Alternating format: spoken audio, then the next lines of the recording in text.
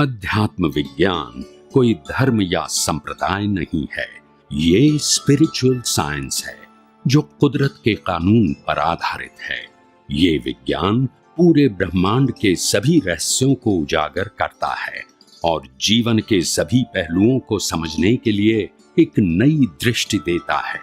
इसी को art of vision कहते हैं, दुनिया को देखने की एक नई दृष्टि, जो अध्यात्म विज्ञानी परम पूज्य स्वामी श्री कमलेशानंद जी के निर्देशन में सनातन सत्य का अनुसंधान कर हमारे जीवन को प्रकाशित करे। जय सच्चिदानंद।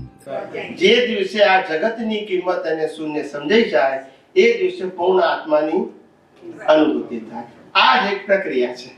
હા, હું બરોબર છે, પણ હું એમાં એવું સમજ્યું કે આ જે પ્રોસેસ થાય છે રો મટીરિયલ થી સ્ટાર્ટ થઈ અને એનો એન્ડ નો એ ડિસાઇડેડ જ હોય છે.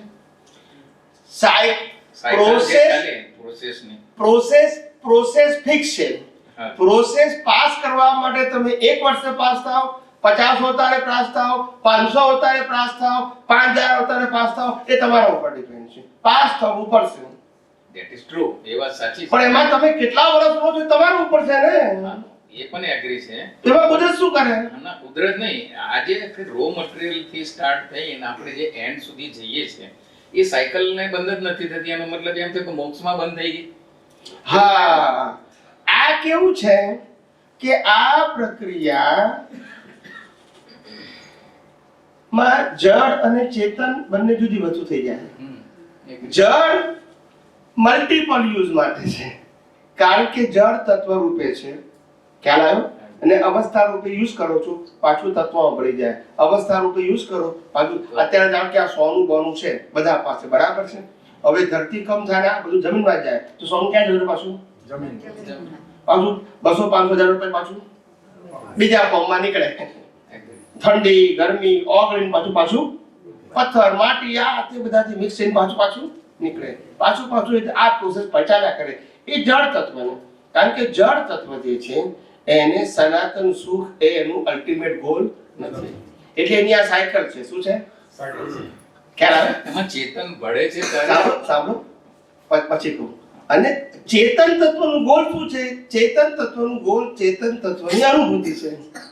એ અનુભૂતિની જે પ્રક્રિયા છે એમાં જેટલી વખત ફેલ થાય છે એટલી વખત એને જન્મ મરણ લેવા પડે છે. પાસ થઈ ગયો પછી જન્મ મરણ નથી એને. ના, એ બેની જે વચ્ચેની જે ડિસાઇડિંગ ઓથોરિટી આવી ને જળ અને ચેતનની જે પાસ ને નપાસ કરવાની એ પ્રક્રિયાને કેવી રીતના એ પ્રક્રિયાનું નામ જ્ઞાન દર્શન. શું કીધું? તમારું જ્ઞાન દર્શન જેટલું કાચું એટલી રિલેટિવ સત્યની વેલ્યુ. એક્ઝામ્પલ એક આપો. જ્ઞાન અને દર્શન બે સનાતન સત્ય હોવું જોઈએ. જ્ઞાન એટલે હું કોણ છું તે, દર્શન એટલે આ દુનિયા કોણ ચલાવે છે તે, કઈ રીતે બની છે તે. આ બે સનાતન સત્ય રૂપે જ્ઞાન અને દર્શન હોવું જોઈએ. હવે તમારી પાસે માનો કે જ્ઞાન એ તો સાચું છે કે હું આત્મા છું, ચેતન છું, અવિનાશી છું, અનંત શક્તિ વાળો છું, એ સમજણમાં તો સાચું છે અને એમાં કશું કરવાનું નથી. એને લક્ષમાં રાખવાનું છે. એ લક્ષમાં રાખીને કુદરતી કાનૂન અને કુદરતી રચનાના સનાતન સત્યના જ્ઞાનથી તમારી દ્રષ્ટિમાં રહેલું અનાદિકાળનું રિલેટિવ સત્યનું જ્ઞાન. કયું? હું શરીર છું, શરીરને ચલાવનાર છું, શરીરનો માલિક છું, શરીરનો કર્તા છું, શરીરનો ભોગતા છું. આ અજ્ઞાન સંજોગોમાં ખુલ્લું થાય છે, એને ઇરેઝ કરવું પડશે. આપણે કેરી ઓન કરીએ છીએ, કારણ કે એ અજ્ઞાનથી પાછા નવા કર્મ બાંધીએ છીએ અને જન્મના ચક્કર. હવે ઇરેઝ કરી નાખો છો તો અજ્ઞાન નાશ થાય છે અને તમારું સ્પિરિચ્યુઅલ ડેવલપમેન્ટ વધે છે. અજ્ઞાન નાશ થાય, સ્પિરિચ્યુઅલ ડેવલપમેન્ટ વધે. અને જો આ વિઝન ના હોય તો અજ્ઞાન પાવરફુલ થતું જાય, કર્મ બંધાયા કરે અને જન્મના ચક્કર હજારો અવતાર ચાલ્યા જ રહે. It's a mechanical process. એમાં તમારી પાસે કોઈ ઓપ્શન નથી. સનાતન સત્ય ન સમજાય ત્યાં સુધી કેટલા અવતાર લેવા કોઈ જ નક્કી નહીં. ના, એ એગ્રી છે, હું એગ્રી છે એની સાથે. પણ રો મટીરિયલ થી આપણે જે પ્રોસેસ થાય છે ને એની મેં તો કોઈ ચોઈસ જ નથી ને, એમ મારું કહેવું છે. એકેન્દ્રિયથી ફર્સ્ટ ટાઈમ મનુષ્યમાં આવે ત્યાં સુધી કોઈ ચોઈસ નથી. મનુષ્યમાં આવ્યા પછી ચોઈસ. એ જીવ ત્યાં કમ રહેતો નથી, એટલે ત્યાંથી બહાર રો મટીરિયલ માંથી બહાર નીકળ્યો કમ? એ જ મારે જાણવું છે ખાલી. એ ત્યાં અવસ્થામાં જે અવસ્થામાં હતો એ અવસ્થામાં ત્યાં કેમ ના રહ્યો અને નીકળીને આ વ્યવહાર રાશિમાં એને આવવું પડ્યું, એનું રીઝન શું છે એટલું જ. કહું. હા. દરેક જીવ પોતે તો ઉદ્ધવગામી સ્વભાવનો છે. કયા સ્વભાવનો છે? ઉદ્ધવગામી. પણ એને ઉદ્ધવ ગમનની શરૂઆત નિગોદમાં નથી થતી. નિગોદમાં નથી થતી. ના, એને વ્યવહાર રાશિમાં આવ્યા ત્યારથી જ પ્રોસેસ ડેવલપમેન્ટની શરૂ થઈ. પહેલા ઇન્દ્રિય જ્ઞાન, પછી બૌદ્ધિક જ્ઞાન, અને માર ખાય પછી આધ્યાત્મિક જ્ઞાન. એને તો શરૂઆત જ નથી. એનો સ્વભાવ શું છે? ત્યાં બિગિનિંગ જ ના, ઉદ્ધવગમન છે આત્માનો સ્વભાવ, પણ ત્યાં સુસુપ્ત અવસ્થામાં છે. એટલે કુદરતી ક્રમ, આમાં કોઈ જગ્યાએ એનું સાયન્સ નથી ખુલ્લું થયું. કુદરતી ક્રમ પ્રમાણે એક જીવ આ જગતમાંથી મોક્ષે જાય એવો નિગોદમાંથી વ્યવહાર રાશિમાં. એનું પ્રિન્સિપલ સમજાવું. પ્રિન્સિપલ કે આ બ્રહ્માંડ છે. બ્રહ્માંડ એટલે 14 રાજલોક, 6 દેવલોક, 7 નરકલોક ને એક મધ્યલોક. મધ્યલોકમાં આપણે બધા છે. મધ્યલોકમાં 15 કર્મભૂમિ છે, એમાંની એક આપણી ભરતક્ષેત્ર છે. એવી 15 ભૂમિ છે, એ મધ્યલોક છે. એની ઉપર 6 દેવલોક છે, એની નીચે 7 નરકલોક છે. આ આખાને યુનિવર્સ કહેવાય. શું કહેવાય? યુનિવર્સ. અને યુનિવર્સને જે ચલાવનારા છે એ આ સૂર્ય, ચંદ્ર, તારા, ગ્રહો, નક્ષત્રો, એ બધા દેવી દેવતાઓના યાન છે. શું છે? અને બધા ઓન ડ્યુટી છે. શું છે? On duty. પણ દેવલોકની ડ્યુટી. આપણા જેવું લેબર, ફેમિલી લાઈફ, આપણા જેવું બોડી ના હોય એ લોકોને. એટલે સબ્જેક્ટ દીધો છે, હમણાં ખોલતા નથી આપણે. હા, એટલે આખું જે આખો આ લોક છે, એ લોકની અંદર એકેન્દ્રિયથી પંચેન્દ્રિય અને મનુષ્યના જીવો, ટૂંકમાં ટોટલી જે જીવો છે દેવલોક, નરકલોક ને મધ્યલોકમાં, એકેન્દ્રિયથી પંચેન્દ્રિય ગણો, મનુષ્યના ગણો, દેવલોકના ગણો કે નરકલોકના ગણો, આ બધા જીવોની સંખ્યા લોકની અંદર ફિક્સ છે. એ ક્યારે વધતી નથી અને ઘટતી નથી. પણ આ લોકમાંથી એક જીવ મોક્ષે જાય, લોકમાંથી બહાર જાય, એટલે નિગોદમાંથી એક જીવ અંદર. કારણ કે અહીંયા આગળ રેગ્યુલેટરી ઓફ ધ વર્લ્ડ, જે કુદરતનો કાનૂન છે, એ ફિક્સ જીવો ઉપર કંટ્રોલ કરે છે. કેવો? માઇનસ પણ નહીં, પ્લસ પણ નહીં, ફિક્સ જીવો. એ જીવોમાં ઇન્ટરનલ ચેન્જ થાય. શું થાય? ક્યારેક મનુષ્ય વધે, ક્યારેક પ્રાણીઓ વધે, ક્યારેક એકેન્દ્રિય વધે, ક્યારેક બેન્દ્રિય વધે, ક્યારેક દેવલોકના વધે, ક્યારેક નરકલોકના. ઇન્ટરનલ ચેન્જ થાય, પણ ટોટલ બેલેન્સ એક જીવનું બેલેન્સ. કારણ કે કુદરત 14 રાજલોક ચલાવે છે. શું ચલાવે છે?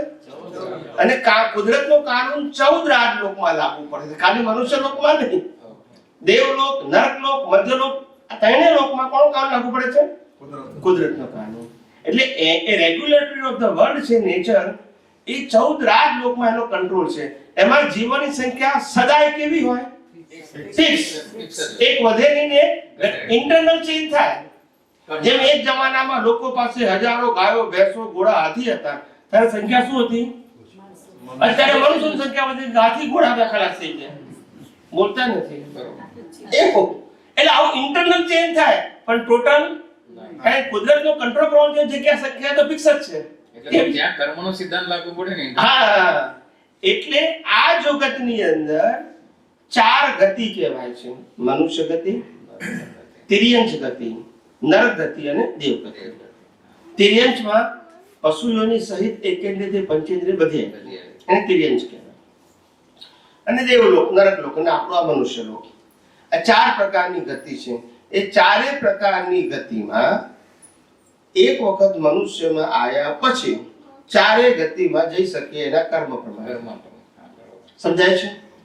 અને જ્યારે એને ખબર પડે કે આ 4 ગતિમાં ભટકવાનું કારણ આ રિલેટિવ સત્યની વેલ્યુ, અતિ રાગ, અતિ દ્વેષ. ખ્યાલ આવ્યો? અતિ રાગ, અતિ પુણ્ય હશે તો દેવલોક છે, અતિ પાપ હશે તો નરકલોક હશે, મધ્યમ પાપ હશે અને ઓછું પુણ્ય હશે તો પશુ યોનિ હશે, અને માનવતા હશે તો મનુષ્ય ભાવ હશે. પણ આ 4 ગતિ એ ભોગવટો છે, એચિવમેન્ટ નથી. પછી એને ખબર છે એચિવમેન્ટ શું? તો કે હું પોતે કોણ છું એ જાણીને એને અનુભવ કરવું, એ જ મારું એચિવમેન્ટ છે. બાકી તો શરીર નથી, સત્તા, સંપત્તિ, સંબંધ, સાધન કશું મારું નથી. માનું છું એટલું જ. ત્યાર પછી એ બહિર્મુખીમાંથી શું થાય? પછી ધીમે ધીમે જગતમાં એને વૈરાગ્ય આવતો જાય. વૈરાગ્ય આવે એટલે વેલ્યુ શું થઈ જાય? રાજા ભર્તુહરી ખબર છે ને? હા, વૈરાગ્ય આવે અને પછી ધીમે ધીમે એટલો અંતર્મુખી થઈ જાય આખું જગત એને શૂન્ય લાગે. અબજો રૂપિયાની સંપત્તિ, મહેલ, આ તે બધું આપો, એની કોઈ વેલ્યુ ના હોય. કેમ? આત્મા છે બધું શૂન્ય છે, જગતનું જ છે. હું ખાલી માનું છું એટલું જ મારું છે જ નહીં. તો પછી શરીરે મારું નથી, બીજું મારું શું હોય? એટલે આ અંતર્મુખી થઈને આખા જગતની જ્યારે જીરો સમજી લે ત્યારે પછી આત્માની અનુભૂતિ થાય. કારણ કે હવે મોહ રહ્યો નથી. એ જ્યારે નિર્મોહી થાય ત્યાર પછી નેક્સ્ટ બર્થમાં કેવળ જ્ઞાન પામી અને એ આત્મા મોક્ષે જાય અને છેલ્લા અવતારના બધા કર્મો કુદરત એને પૂરા કરાવે અને કરવાના ના હોય. આ બાજુ શરીર હોય એ કર્મ પૂરા કરે અને આત્મા જે છે કર્મ પત્યા પછી મોક્ષે જાય છે. કારણ કે અજ્ઞાન નથી એટલે નવા કર્મો બંધાતા નથી અને કર્મો ક્રિયાથી બંધાતા. કર્મ શેનાથી બંધાય છે? અને છેલ્લા અવતારમાં અજ્ઞાન એટલે ભાવ પણ અને કર્મ પણ. એટલે છેલ્લો અવતાર ઉપલી ગયો તો આત્મા ક્યાં જાય? કારણ કે કર્મ તો બંધાયા નથી, તો જન્મ કેવી રીતે થાય? આ આખું સાયન્સ છે. મનુષ્ય અવતારમાં જ મળતો હોય. મનુષ્ય અવતારમાં શું મળતું હોય? મનુષ્યને મનુષ્યનો જ અવતાર મળતો હોય. એમ મનુષ્ય અવતાર જ એક એવો છે કે જેમાંથી 4 ગતિમાં જઈ શકે. બીજી કોઈ જગ્યાએથી ગતિ ના બદલાય. દેવ ગતિમાંથી ગમે ત્યાં ના જઈ શકે, નર ગતિમાંથી ગમે ત્યાં ના જઈ શકે, પશુ યોનિમાંથી ગમે ત્યાં ના જઈ શકે. મનુષ્યમાંથી 4 ગતિમાં જઈ શકે અને મનુષ્ય ગતિમાંથી મોક્ષે પણ જઈ શકે. અહીંયા જ બધી ગતિ ફરવાય જવાય છે ને ચારે ગતિમાંથી છૂટીને મુક્તિ પણ પ્રાપ્ત ક્યાંથી થાય છે? મનુષ્ય ગતિમાં. માટે દેવો પણ મનુષ્ય ભાવ ઝંખે છે. કારણ કે દેવો પોતે પુરુષાર્થ કરી શકતા નથી. નર ગતિના જીવો પુરુષાર્થ કરી શકતા નથી. પશુ યોનિમાં એકેન્દ્રિયથી પંચેન્દ્રિયમાં પુરુષાર્થ કરી શકતા નથી. ફક્ત મનુષ્યમાં જ પુરુષાર્થ કરવાની શક્તિ છે. એટલે ગતિ ચારે ગતિમાં અજ્ઞાનથી ફરી શકે અને જો જગતનું સનાતન સત્ય સમજાય તો મોક્ષે પણ. અહીંથી જ્યાં કર્મ બાંધવાની સત્તા છે ત્યાં તમામ પ્રકારના કર્મો છોડવાની પણ સત્તા કુદરતે. ચારે ગતિમાં ભટકી પણ શકો ને ચારે ગતિથી મુક્ત થઈને મોક્ષે પણ. એ ફક્ત ક્યાંથી? મનુષ્ય ગતિમાંથી. બીજી કોઈ ગતિમાં તો ખાલી પરિણામ ભોગવવાનું છે. શું ભોગવવાનું છે? અહીંથી કર્મ કર્યું એ ભોગવી પાછા આવવાનું, ભોગવી પાછા આવવાનું. કર્મ અહીંયા થાય, એક્ઝામ અહીંયા આપવાની, રિઝલ્ટ ત્યાં ભોગવવાનું, પાછું એક્ઝામ અહીંયા આપવાની, રિઝલ્ટ ત્યાં ભોગવવાનું. સમજાય છે? એટલે મનુષ્ય ભાવમાં તમને ભવિષ્યમાં પઝલ ઊભું ના થાય એટલા માટે જવાબ આપી દઉં છું જે પૂછ્યો નથી તે. મનુષ્યની અંદર કોઈ પણ મનુષ્યમાં ઓછામાં ઓછા 1 ભવના કર્મ બાંધી શકે, વધારેમાં વધારે 8 ભવના કર્મ બાંધી શકે એક ભવમાં. પણ 8 ભવ હોય કે 1 ભવ હોય, મનુષ્ય ભવ તો એક જ હોય. ધારો કે મેં 1 ભવનું કર્મ બાંધ્યું તો નેક્સ્ટ બર્થ મારો મનુષ્ય હોય. 5 ભવના કર્મ બાંધ્યા હોય તો 4 મનુષ્ય સિવાય ના હોય, 5મો મનુષ્ય હોય. મેં 7 ભવના કર્મ બાંધ્યા તો 6 અલગ અલગ ભવ હોય મનુષ્ય સિવાયના, 7મો મનુષ્ય. મેં 8 ભવના કર્મ બાંધ્યા હોય તો 7 અલગ અલગ હોય, 8મો. એટલે ખ્યાલ આવ્યો? મનુષ્ય ભાવ એક કર્મનો સ્ટોક કરવાનું અને અહીંયા બધી ભોગવવા જવાનું. છેલ્લો અવતાર પાછો કયો હોય? ખ્યાલ? પણ એના કર્મ ક્યાં બાંધેલા છે? અહીંયા મનુષ્યમાં. સમજી ગયા? એટલે તમને એવું લાગે કે દેવલોકમાંથી પાછો કેમ આવે? એના કર્મ અહીંયા જ બાંધ્યા છે દેવલોકમાં. નરગતિમાં જો પાછું કેમ આવે? કર્મ ક્યાં બાંધ્યા છે? મનુષ્ય ભાવમાં. સમજાય છે મારી વાત? મનુષ્ય ભાવમાં જ કર્મ બાંધવાની સ્વતંત્રતા છે. બાકીની ગતિઓમાં કર્મ ભોગવવાના બાંધવાના નહીં. પણ બાકીની ગતિમાંથી પાછા આવવાનું કર્મ પણ એને ક્યાં બાંધ્યું છે? મનુષ્ય ભાવમાં. એટલે તમને લાગવું જોઈએ કે દેવ ગતિમાંથી પાછો કેમ આવશે? તો કે કર્મ તો બાંધેલું જ છે. નર ગતિમાંથી પાછો કેમ આવશે? તો કે કર્મ. પશુ યોનિમાંથી પાછો કેમ આવશે? તો કે કર્મ. એટલે તમારા મગજમાં ભવિષ્યમાં પ્રશ્ન ઊભો થાય એનો જવાબ આપી દીધો. ઊભો થયો નથી પણ આપી દીધો. કારણ કે મને ખબર છે આ બધા પ્રશ્નો મારી પાસે અનેક વખત આવી ગયા છે. એટલે મારું કામ સમાધાન આપવાનું છે. મારું કામ તમને ખોટા પ્રશ્નો ઊભો કરવાનું નથી. મને એમ થાય કે હું એવી વાણી બોલું કે તમને પ્રશ્ન ઊભા જ ના થાય. એ મારું મિશન છે. તમે પ્રશ્ન ખાલી ખાલી ઊભા કરું જવાબ આપું એવો મને શોખ નથી, પણ તમને કન્ફ્યુઝન હોય તો પૂછી લેવાનું, મનની મનમાં નહીં રાખવાની. ના હોય તો ઊભા કરવાની જરૂર નથી. ખ્યાલ આવે ને? કારણ કે મારું કામ તમારા ખરેખર જે પ્રશ્ન છે એને સમાધાન આપવાનું છે. ખ્યાલ આવી ગયો? અને એવું સમાધાન કે જે સનાતન સત્ય હોય, વ્યૂ પોઈન્ટ નહીં. આમનો વ્યૂ પોઈન્ટ, આમનો વ્યૂ પોઈન્ટ, આમનો વ્યૂ પોઈન્ટ કે આ ધર્મમાં આમ કીધું, આ ધર્મમાં કીધું, આ ધર્મમાં આમ કીધું, એ આપણો વિષય નથી. કુદરતનો કાનૂન શું છે એ આપણો વિષય છે. અને કુદરતનો કાનૂન તમે માનો કે ના માનો બધા માટે કેવો છે? હા, એટલે કોઈ વ્યક્તિ કુદરતના કાનૂનથી ઉપર જઈ શકે? રામકૃષ્ણ મહાવીર પણ જઈ શકે? ના જઈ શકે. શરીર તો બધાના ક્રિએટર, ઓપરેટર, ડિસ્ટ્રોયર કોણ હોય? કુદરત જ હોય. આત્માનો ક્રિએટર કોઈ નથી, પણ શરીરનો તો હોય. એટલે કોઈ વ્યક્તિ માને કે ના માને તો પણ કુદરતી કાનૂનથી ઉપર નથી માનતો. એની અજ્ઞાનતા છે. આજે નહીં તો કાલે સમજશે, માર ખાઈને સમજશે. સમજાય છે કે નહીં? આપણે ગુજરાતીમાં કહેવાય છે કે વાર્યા ના વરે તો પછી હાર્યા વરે. બોલતા નથી. ક્યાં આપણે વારીએ બહુ સમજાઈએ, ના વરે પછી હારે એટલે પછી આવે ભાઈ હવે આવું થયું. ના સમજાયું થાય પછી. ભગવાને ઘણા બધાને કીધું, ભગવાન એટલે મુક્ત પુરુષ કીધું, ભગવાન એટલે ખાલી સમજાવવા માટે કીધું. રામકૃષ્ણ મહાવીર જેવા સમર્થ પુરુષોએ કીધું કે અમારી પાસે સત્તા, સંપત્તિ, સર્વન, સાધનો બધું અઢળક હતું, છતાંય અમે કેમ મુક્તિના માર્ગે જંગલોમાં ચાલ્યા ગયા? કારણ કે અમને સમજાયું કે આમાં કોઈ સાચું સુખ, આ તો મજૂરી જ છે. શું છે? હા, કશું મેળવવાનું રાજપાટ લડાઈને ભેગું કરો તો પાછા મૂકીને, એકની જગ્યાએ 100 રાણીઓ કરો તો પાછી મૂકીને, છોકરા પણ મૂકીને, સંપત્તિ મૂકીને, તો પછી ઉપાધિ કરવાની ક્યાં જરૂર છે? બોલતા નથી. તો પછી પેટ જોડીને પીડા ઊભી કરવાની. સમજાય? એટલે પછી એ લોકોએ, જ્ઞાનીઓએ અનુભવથી ઘર બાર પરિવાર છોડ્યું, ત્યાગ નથી કર્યો. એ એમના ગયા અવતારના કર્મના ફળ રૂપે ઉદયમાં આવ્યું કે આ બધામાં સુખ નથી. એટલે એ લોકોને સંજોગ પણ એવો આવ્યો, ઘર બાર પરિવાર છોડી દીધા આપણે આનંદમાં. કેવા? સમજાય છે? એ લોકોએ કીધું કે આ બધાને, આ બધાથી છોડશો, એવા સંજોગ લાવશો તો તમે મુક્તતાની અનુભૂતિ કરી શકશો. આપણે શું કરીએ છીએ કે જેને છોડ્યું એની પાસેથી ભગવાન મારે સત્તા જોઈએ, સંપત્તિ જોઈએ, સાધન જોઈએ, વાઇફ જોઈએ, છોકરા જોઈએ, પૈસા જોઈએ. અરે એને છોડ્યું છે તો એની પાસે માગે જ પાછો. બોલતા નથી. ના સમજાય? ભગવાને છોડી એમ કઈ માગવા દીધા. બોલો હવે શું થાય? દશા ગઈ જાય, દશા દઈ જાય. સમજી ગયા? પાકું થઈ ગયું.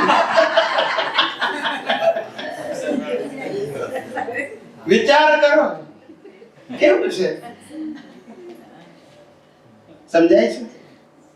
એટલે આ આધ્યાત્મ વિજ્ઞાન એ સનાતન વિજ્ઞાન છે, અને સનાતન વિજ્ઞાન એ સનાતન ધર્મ છે, અને સનાતન ધર્મ એ જ હિન્દુ ફિલોસોફી છે. આપણા ઋષિ મુનિએ, જ્ઞાની ભગવંતોએ આ જગતના રહસ્ય ખોલીને આપણને સમજાવ્યું હતું.